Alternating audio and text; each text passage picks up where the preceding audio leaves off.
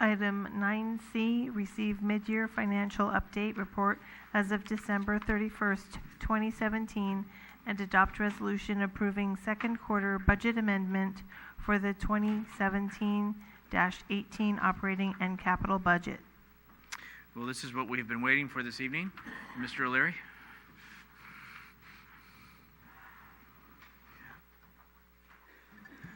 Mr. Mayor and members of the City Council, thank you for the opportunity to review the mid-year financial update report as of December 31st, 2017.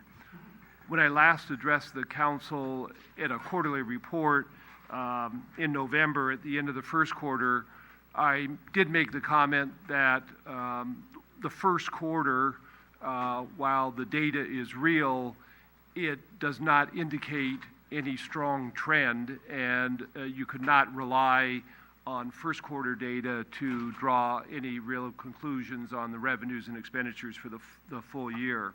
I would just point out to the Council that I think now at mid-year, I think we're beginning to see a solid trend, and more reliance can be made on this particular data. The other thing I would like to remind the Council is that the mid-year financial update is important because this information does provide a foundation for your staff to begin the preparation of the 18-19 budget. So the mid-year report and the mid-year trend is an important indicator as we move forward with next year's budget. The brief summary shows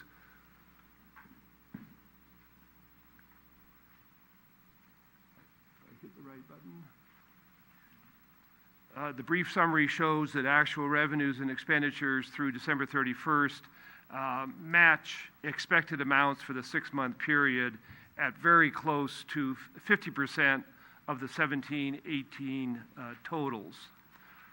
Total general fund revenues are projected at $43,600,000 with expenditures at a little under $45,200,000. The difference using fund balance to balance the 17-18 budget. Actual revenues to date amount to 45% of the budget rather than the 50% target at mid-year, which compares to 48% last year. In recent prior years, the city has received a redevelopment agency property tax payment from San Mateo County in late December. And this particular year, we received it in the first week of January. So it's $746,000 that would typically be shown in the mid-year that we didn't receive until the next week. So it was actually booked in January.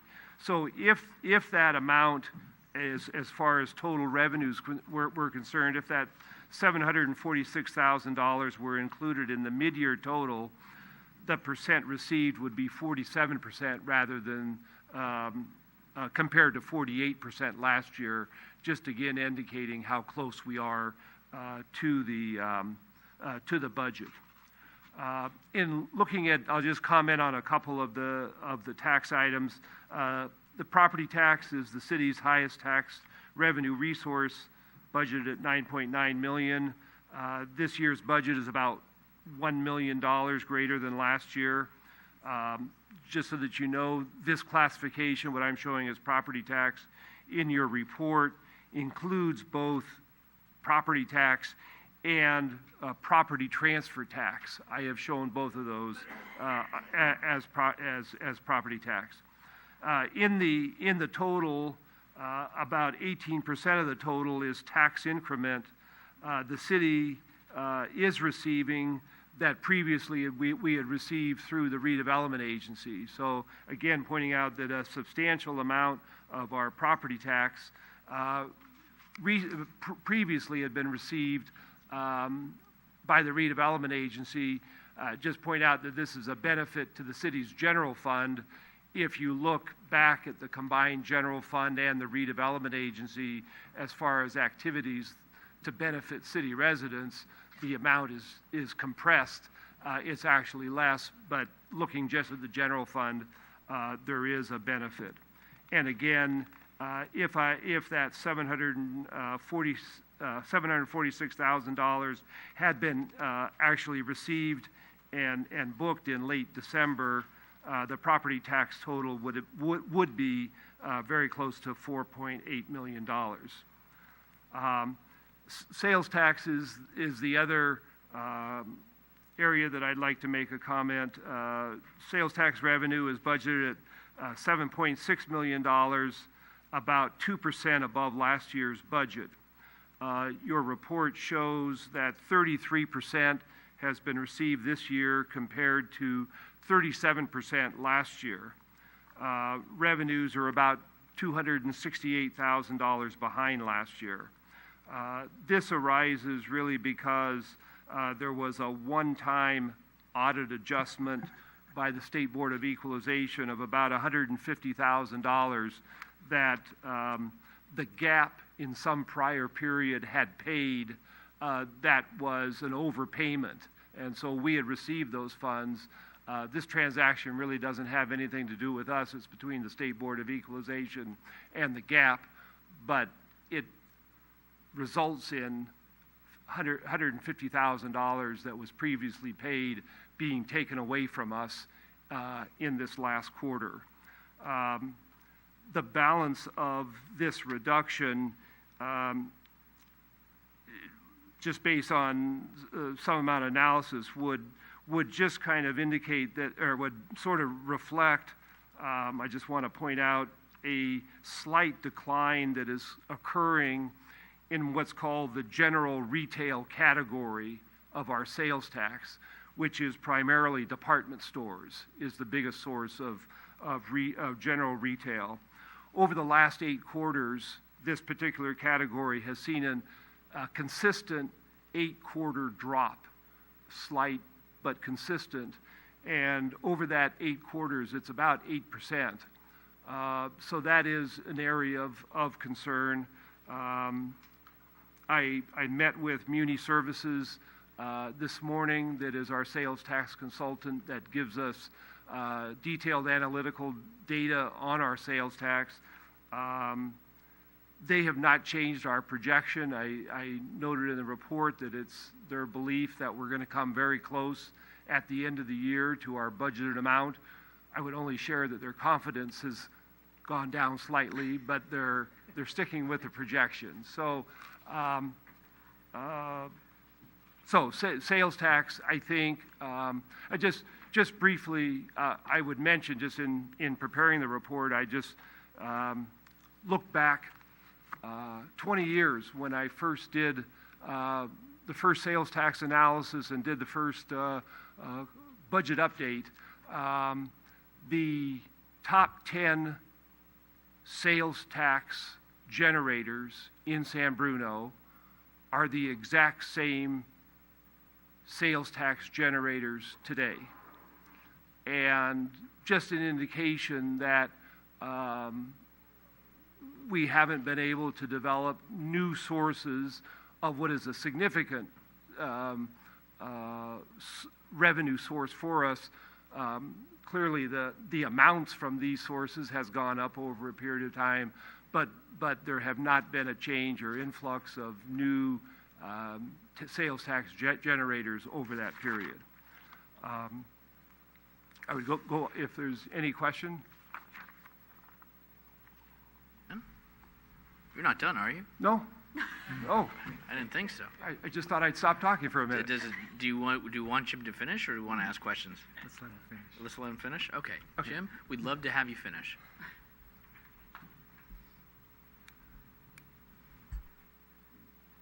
Okay. I just have a, or I'm sorry, I'm just on the revenues. I did want to mention that departmental revenues were up a total of $206,000, and the areas that saw the greatest increase were in police parking fines and fire permit fees. So those were the 2 areas of departmental revenues that were increased. Okay, now on expenditures in the general fund, I just wanted to mention General fund expenditures are at 50% of the budget halfway through the year, and that's compared with 49% last year. So again, relatively the same.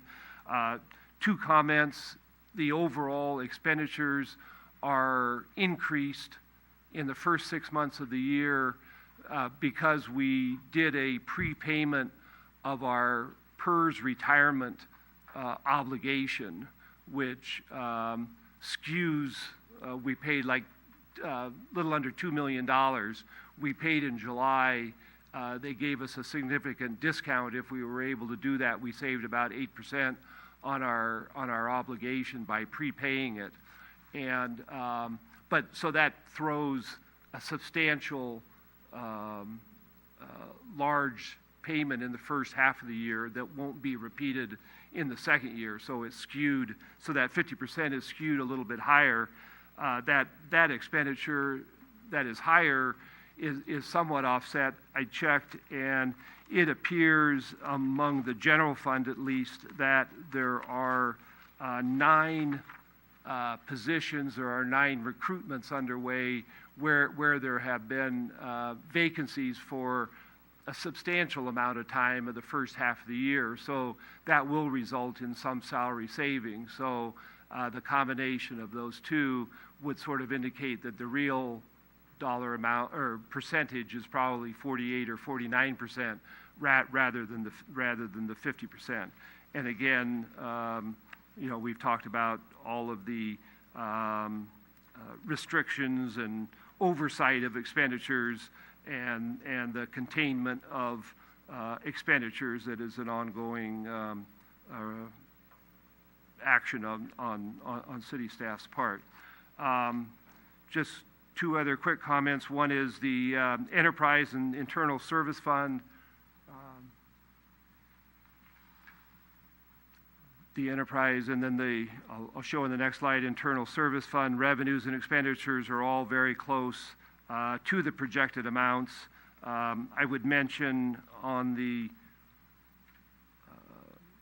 self-insurance fund, we have expenditures of $1.6 million this year compared to $1.493 last year, $173,000 increase.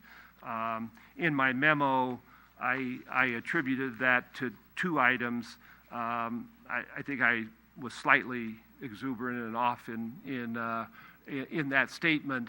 The real reason for the change is that our liability insurance premium through the ABAG plan increased in 17-18 compared to the prior year. There was a slight uptick in workers' comp claim costs, but that was really an insignificant part of the change. It was really the premium costs that had gone up. And then related to the budget amendment, this is the second quarter budget amendment. There are a number of items, but these all reflect actions that the City Council took during the quarter. You might note that for the budget amendments, we summarize items that the council has approved at various points in the quarter through staff reports and through actions that they take. They are all summarized. There may be additional amendments that we suggest and recommend in addition to those. This particular quarter, they are all based on prior actions the council has taken. I might point out at the last quarter, there was recommended, and the council gave us direction to defund and return the funding that had been approved for 3 capital projects in the stormwater fund, to defund those and to return the funds, to transfer them back to the general fund capital reserve. We have done that, and I just wanted to point out that after that action, the general fund capital reserve has a fund balance of about $500,000. $500,000 is the mid-year amount in the general fund capital reserve. Those are my comments, and would be glad to answer any questions the council has. Marty had some question, and he's going to ask you to flip back a slide, or a couple slides, please. The business taxes were, it's at 82%. Is there a little information that you have on that? Why is it going to continue, or some kind of little crazy exchange happen? Well, it's not crazy, but it is, business license renewal is July 1st, and they become delinquent August 31st, or so people pay in the very first couple of months of the year for all the renewals. So the vast majority of our business license tax comes in early in the year. So that's why it's so high. About how much was the insurance premium increase that was beyond what was anticipated? 150,000, it's between 100 and a quarter, 150,000. And the last thing was for our stormwater capacity. Stormwater fund.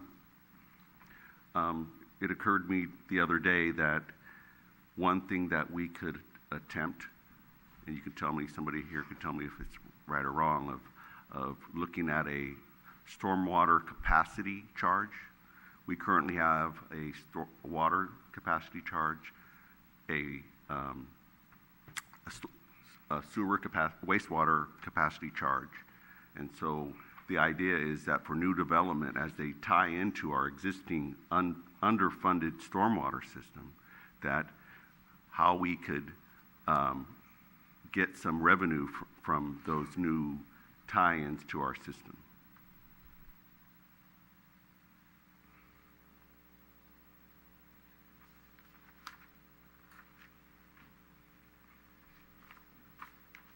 So our consensus is that we don't know whether it's not something in our collective familiarity that is something that is normally done, but we will definitely check into it. Okay. So for the public, we have in the tens, if not low hundreds of millions of dollars of storm water projects that need to be done, that we don't have have very limited revenue source. So we have to start figuring that out, and better start talking about it now than waiting for later, because it's going to get difficult to do what we want to do with the money that we have to make these fixes that are on their way. So looking at a stormwater capacity fee isn't going to solve the problem, but it's actually something that will reduce the overall cost if it's allowed. I was just going to add, you raise a great point. I don't know what the answer would be. Obviously, one difference is the water and wastewater, there are meters, and it's meter related. When you get a new meter, there is the charge, which there's no meter on stormwater, so exactly legally how it would be done technically, but it's a great idea to look into. Yeah, you basically look at the surface area, how pervious it is, and then how much of that contribution would be, and then where they're tying into and how long it would travel to wherever it outflows to the bay. Michael? Thank you. So, Jim, you got my interest when you were talking about us not having developed any new sales tax sources in so long. And I know we were expecting to have a hotel built, and that would have been a nice source of more TOT. But related to sales tax, do you think you could come back and give us some idea of where sales tax is growing? If it's shrinking in department store and retail, where is it growing? Is there an opportunity there to expand, I don't know, auto dealerships? I hear that's shrinking as well. So If there's an opportunity out there that could help us focus strategically on what types of businesses we may want to attract, I think that would be good information. Community Service, our sales tax consultant, does provide the finance department quite extensive detailed information. Some of it is confidential on a specific site consideration, but beyond that, in a more accumulated totals, there's a great deal of information, and I think there's a lot that could be provided with the council. Thank you. Robert, please. Robert Rico, 7th Avenue. Unfunded liabilities, how does that show, or should it show in your overall updates?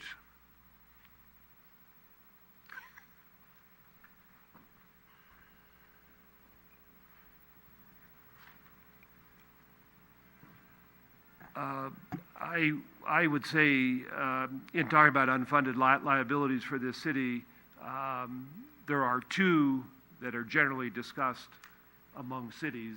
That's the pension obligation through CalPERS and OPEB for other benefits. And the city of San Bruno has shown in the past liabilities on our financial statement on the CAFR for both of those. OPEB has gone away. Fortunately, there was the auditors found that, in fact, that the retiree health program was not a city benefit, and that was really last year's audit removed that from our financial statements. But the PERS unfunded liability still exists on our financial statements. The city council, to this point, does not budget any aspect of the unfunded liability. The only place it appears is on our financial statements. So the answer to your question, as far as our budget is concerned and the budget update, the unfunded liability is not shown. Any other questions? Okay. One more. Please. Rico, I'm sorry. I wanted to talk a little bit, or hear a little bit about how our cable business is doing. I see here that our revenue is 43% of budget. We did increase our rates. So I think it's a reality that we're losing some customers from AT&T's aggressive attack into our city for their new services. And I think this is a moment, again, to kind of, if we could, how many subscribers are we losing? What are we doing to work at that? And I understand at some point soon, hopefully, we'll have more information on what we're going to do to combat it and how we're going to figure out if we're going to join the fiber community or slowly have our cable system eaten up by fibers. Could we maybe have some where we're going or how far along? I know we're at Shelter Creek. That's all in with 1,400 units. We approved 2 projects for fiber, and I understand Peninsula Place is nearly 70 to 80% installed. Could staff just give us a little information on that? And Hold on, please. This is going off, I think, a little bit on the quarterly report, and unless there's something that you can report or something, City Manager? Well, I was just going to suggest that we can provide information. I'm not sure that staff is prepared to jump up and give any kind of meaningful report on that tonight. I did receive some questions from a council member. I believe that was you. Is that correct? So we will provide that information, and as you've mentioned, we do have plans within the next approximately 30 days to provide a more comprehensive update as part of a regular agenda on fiber to the home, and we can include information about the overall situation with subscribers and with revenues system-wide as part of that presentation. Okay. And I might just mention that the budgeted revenues this year, as the report shows, are actually increased $500,000 from last year based on the rate increase that the council approved. The rate increase did become effective in August, so it's not 6 months at this point. And just comparing revenues received in the first 6 months, there is a small increase in the revenues. You said 43%, which is correct of the budget, but there is a trend of improvement compared to last year. Okay, anything else? To staff. Okay, we have on the agenda, and it's to go ahead and adopt a resolution approving the second quarter budget amendment. Anybody would like to introduce? I'll introduce. I'll second. Councilmember O'Connell. Aye. Councilmember Medina. Aye. Councilmember Salazar. Aye. Vice Mayor Davis. Aye. Mayor Medina. Aye.